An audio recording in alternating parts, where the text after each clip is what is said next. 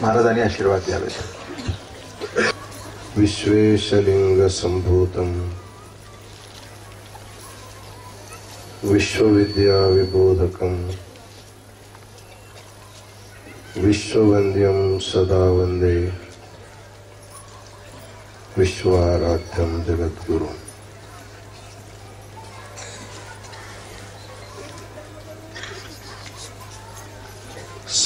सन्माननीय बाबा महाराज सातारकरांच्या अमृत महोत्सवाच्या या पवित्र धर्मसभेमध्ये या सर्व कार्यक्रमाचे केंद्रबिंदू रूपाने उपस्थित असलेले बाबा महाराज सातारकरजी, माई महाराज, आई महाराज, चिन्मय महाराज, आजच्या या धर्मसभेमध्ये आपला अमोघ वाणीने महाराजांच्या भरपूर कौतुक केलेले विद्वान वाना उत्पातजी, या धर्मसभेत उपस्थित असलेले इतर सर्व राजकीय मान्यवर, आजच्या या भव्य दिव्य सोहळा पाहण्यासाठी उपस्थित असलेले महाराजांचे सर्व शिष्यमंडळी आणि माता,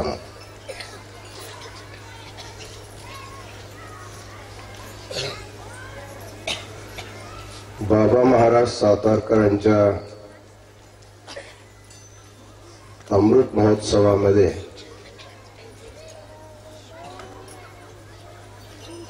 सहभागी होऊन काशी विश्वनाथाचा आशीर्वाद त्यांना देऊ आज आम्हाला अतिशय आनंद वाटत आहे. खऱ्या अर्थाने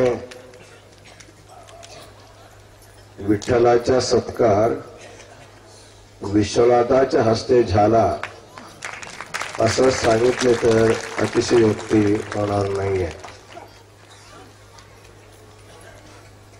बाबा महाराजांबद्दल जे काय बोलायचे म्हणून आम्ही विचार करून आलो होतो ते वाना उत्पाताने सगळे बोलून समाप्त केलेले. खरे म्हणजे आम्हाला बोलायला काही त्याने सोडलेच नाही. तरी सुद्धा एक सुभाषितकाराने अतिशय सुंदर सांगितलेलं आहे, शतेषु जायते शूरः सहस्रेषु च पंडितः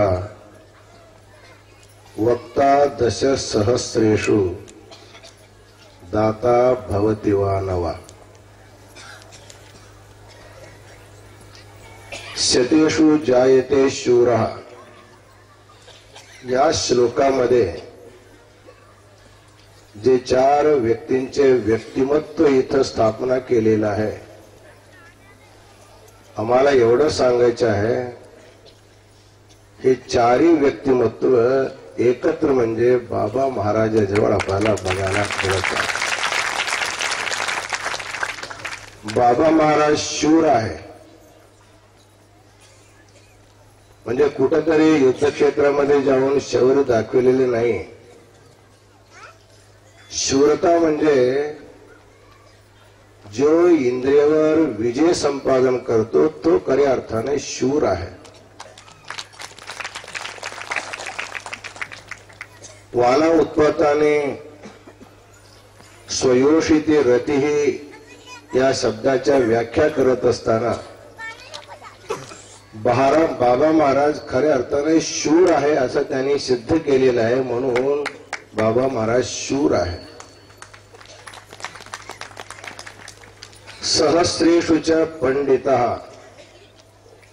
हजार हजार लोकांमध्ये कोणी एखादा पंडित होतो असं सांगितलेलं आहे.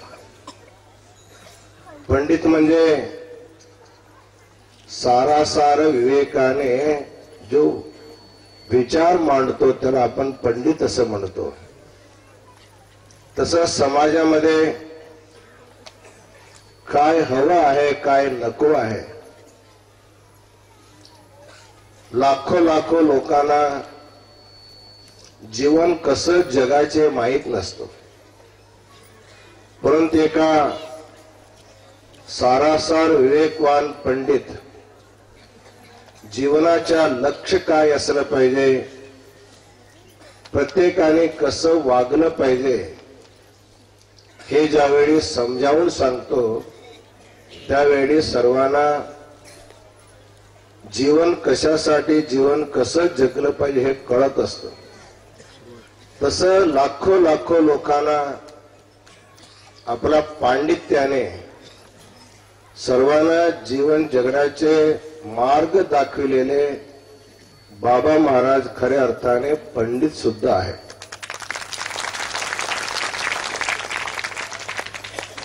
वक्ता दश सहस्रेषु, आताच वाना सांगितले, राजकीय लोकांनी सांगितले. जर वक्तृत्व कला, कीर्तन कला असतील, प्रवचन कला असतील, अनेक लोकांनी सांगितले बाबा महाराजांना श्रवण केल्यानंतर दुसऱ्यांचे श्रवण करण्याची गरज नाही असं सर्वांना वाटत असलेले वक्ता दश सहस्रेषु, दशसहस्र कमी वाटतो, लाखोंमध्ये हे एक वक्ता आहे असं म्हणायला सुद्धा आम्हाला आनंद वाटतोय. शेवटचे आहे दाता भवति वा नवा. अनेक लोकांनी सांगितले बाबा महाराजांना बोलवणं आपल्याला परवडत नाही, म्हणजे एवढं दान दक्षिणा त्यांना द्यावा लागतं असं त्यांच्या मनातील हे भावना आहे. परंतु बाबा महाराज घेण्यासाठी जेवढं समर्थ आहे देण्यासाठी त्याच्यापेक्षा 10 पटी समर्थ आहे.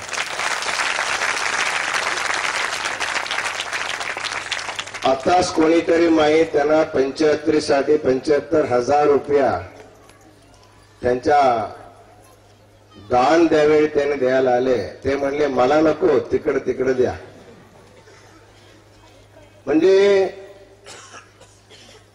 घेतलं पाहिजे कशासाठी, समाजाला पुन्हा देण्यासाठी.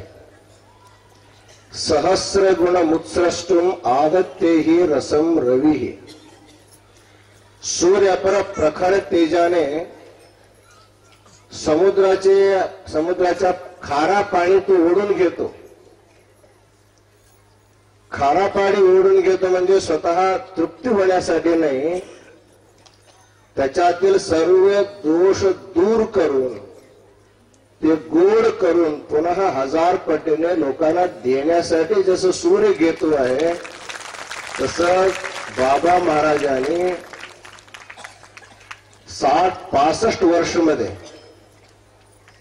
कीर्तनाच्या तपाच्या माध्यमातून त्यांना जे दान दक्षिणा म्हणून करोड रुपये प्राप्त झालेला आहे. त्यांनी ट्रस्ट केले, मंदिर बांधले, अन्नदान देतात. तुम्ही दिलेले मनुष्य ज्यावेळी अर्थसंपादन करतो त्यावेळी त्याच्यामध्ये काही ना काही दोष अवश्य असणार आहे. लोकांनी दिलेले दानामध्ये जे काय दोष आहेत ते सगळे त्याने ओढून घेऊन त्याला पुन्हा पवित्र करून निर्दोष करून पुन्हा समाजाला त्याने दिलेलं आहे. म्हणून दाता भवति वा नवा असं म्हणायचं नाही, दाता आहे बाबा महाराज असं सांगितलं तर सुद्धा अतिशयोक्त होणार नाही. अशा रीतीने 4 व्यक्तींचे व्यक्तित्व एका सुभाषितकाराने ज्यावेळी लिहिले त्यावेळी बाबा महाराज नव्हते म्हणून त्यांनी 4 लोकांचे नाव घेतले. नसलेच तर सगळे एकावर त्यांनी लिहिले असते. असं श्रेष्ठ व्यक्तिमत्व असलेले बाबा महाराज आणि त्यांचे बहिणी माई महाराज. बाबा महाराजांचं प्रेम तर आमच्यावर आहेतच आहे, माईचं प्रेम दुप्पट आहे. म्हणून माई महाराज 1 वर्ष अगोदर आम्हाला हा तारीख बुक केली होती. महाराज जानेवारी 1, 2011 महाराजांच्या अमृतमहोत्सवासाठी आपण अवश्य यावं लागणार आहे. खऱ्या अर्थाने आमच्या प्रतिवर्षी हा 1 तारीख बेंगळूरमध्ये आपला सत्संग 15 वर्षापासून चालू आहे. फक्त ह्या वर्षी आम्ही 12 महाराजांसाठी आम्ही खाडा करून इकडे आलेलो.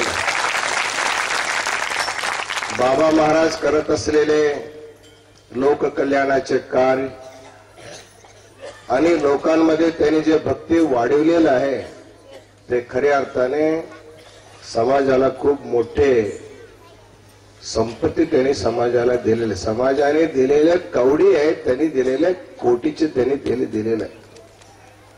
आणि वक्ता असतात खऱ्या अर्थाने 75वा अमृत महोत्सवामध्ये सुद्धा महाराज एवढं स्वस्थ आहे, प्रफुल्लित आहे. त्याचं एकच कारण आहे, ते जे सांगतात आपल्या मनावर पूर्ण रूपाने त्याचे अनुभव घेतात आणि त्या पद्धतीने वागतात. म्हणून लोकांना खूप कडक शब्दामध्ये ते बोलतात. अनेक वेळी आम्ही ऐकलेलं आहे, त्यांच्या तोंडातून लोकांनी ऐकून आम्हाला सांगितलेलं आहे, कुठलाही व्यक्ती जर त्यांच्या वागणुकीमध्ये हेरफेर दिसला असेल, अशी व्यक्ती जर सभामध्ये असेल, भर सभामध्ये सुद्धा त्यांच्या पाठ घेतल्याशिवाय ते राहिलेले नाहीये. म्हणजे एवढं धैर्य, धाडसपणा, जसं बोलतात तसं वागतात, त्याला शक्य दुसऱ्या कोणाला होऊ शकणार नाही. म्हणून या शिवप्रसंगी काशी विश्वनाथाच्या, माता अन्नपूर्णेच्या, जगद्गुरु विश्वराज्यांच्या मंगल आशीर्वादाने बाबा महाराजांचे आयुष्य पूर्ण होवो, उदंड आयुष्य प्राप्त होवो आणि उत्तम आरोग्य त्याला मिळो. आणि आताच अनेक लोकांनी इच्छा व्यक्त केलेल्या आहे, 75 नंतर सहस्त्र चंद्र दर्शन होणार आहे, त्याच्यानंतर शतमानोत्सव होणार आहे.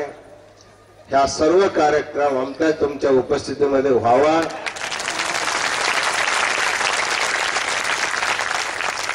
आणि खरोखर त्यांना सगळ्यांच्या थोडा थोडा आयुष्याने आरोग्य प्राप्त व्हावं आणि महाराजांनी अधिक दीर्घायुष्य होऊन त्यांच्या मार्गदर्शन निरंतर लोकांना प्राप्त व्हावा. वाला उत्पातांनी एक वाक्य सांगितले, या सातारकर परिवारातला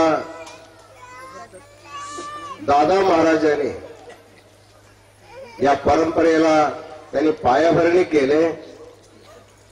आप्पा महाराजांनी खूप सुंदर त्याचे मंदिर बांधले. बाबा महाराजांनी सुंदर शिखर निर्माण केले. आता आपला चिन्मय महाराज त्याच्यावर सुवर्ण कळस चढविला आणि ही परंपरा हजार वर्षपर्यंत त्यांच्या वंशाने चालू राहावे असं शुभाशीर्वाद देऊन आम्ही आपले आशीर्वचन पूर्ण करीत आहोत. ओम शांती शांती शांती.